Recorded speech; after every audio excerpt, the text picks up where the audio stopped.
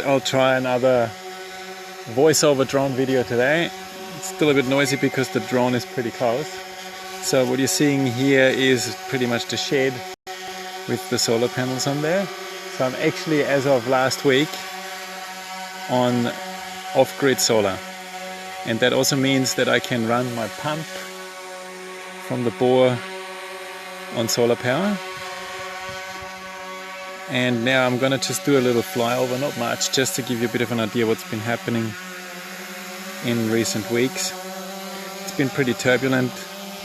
You guys have probably all been affected by the ongoing pandemic in one way or another. And I actually gotta say that this pandemic, like, even though it's tragic and terrible for people who get sick and pass away on it, for me it's actually solved a lot of problems. It's created a lot of new ones too, but I finally get to actually spend a bit more time here on this land, and that's actually what I've been hoping for and wishing for months. And tell you what, it's actually harder than I thought to concentrate on the drone flying and the talking at the same time, so hopefully it's not gonna get too awkward. Otherwise I'd have to call this my first and last attempt of doing this. So anyway, what you're seeing here is just what the current status is of my little project here. I've actually mowed it recently, so that's why it looks pretty dry in between the swales. It's also not been raining for a few days, so it's actually quite dry altogether. Even though the swales, I haven't actually had to water them since I think I mentioned November last year. That's the last time I've actually irrigated.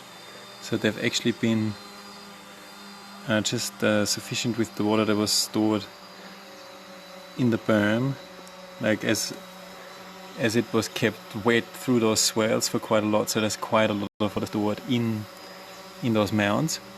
You can see that the pigeon pea has actually gone quite a lot in between, so that's my inter-row, or the alley cropping. I've actually tried some ice cream beans, and I had a lot of fallouts there.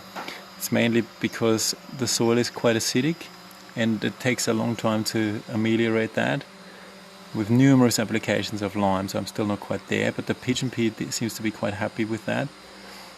I've actually got another couple of projects. I'm trialing all sorts of different legumes there, as I've mentioned before, but I've got a new project that I'm going to show you over there. So that's my cassava patch, and sweet potato, that's actually gone really well. The cassava is actually really high. And then what I've got in the swales now, because it's unlikely to flood again, we're coming out of the wet season and it's becoming quite dry now. I've got taro planted in the swale, so I don't know if you can see that here. I'll try to get a bit closer. So there's taro planted all along.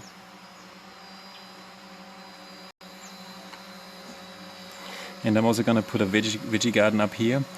I didn't have any time to develop this space here, which is pretty much topsoil piled up on the subsoil that came out of the shed cutout. So basically all my, the area where the shed is, all that soil that had to be dug out of there was then put onto this area here. And I've saved the topsoil to put it back on, so that's going to be my veggie garden. And now there's kingkong and taro in the swale beneath it, so any runoff that I'm going to get is caught there. There's actually a bit of runoff coming down the slope, so the bottom of those swales is actually full of silt, which is beautiful to grow stuff in, and the taro's loving it a lot.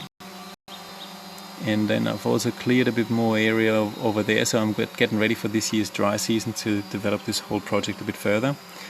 Probably you've heard me talking about stage 1, so we actually this year hopefully can make a start on the stage 2 of the project. You can also see my hot water shower that's also finding its way into the swale.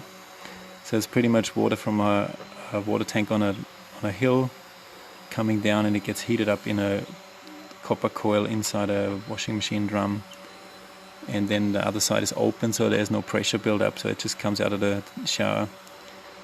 And that's what I'm using at the moment. It's pretty basic, but at least it's hot, because it's gonna get really, really cold very soon here in Kuranda. And I've also got a nursery. That's a new project, and just have a little fly through there.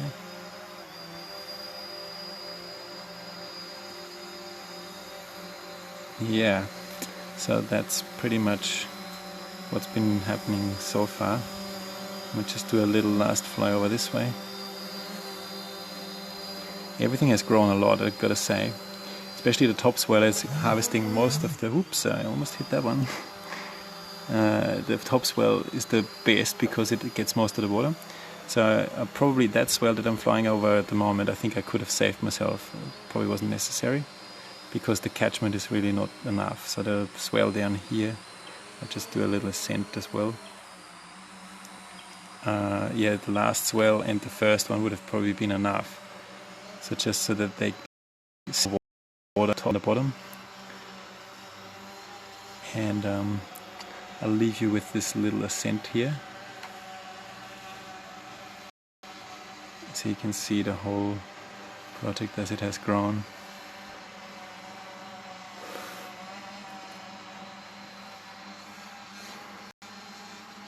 And hopefully I see some of you guys up here at some point for a visit. I know we're all self-isolating, but one at a time is still fine here in Queensland. So feel free to give me a visit and check it out if you like. I might need a hand with a few things that I can't do by myself. Okay, see you everyone, bye bye, and happy Easter.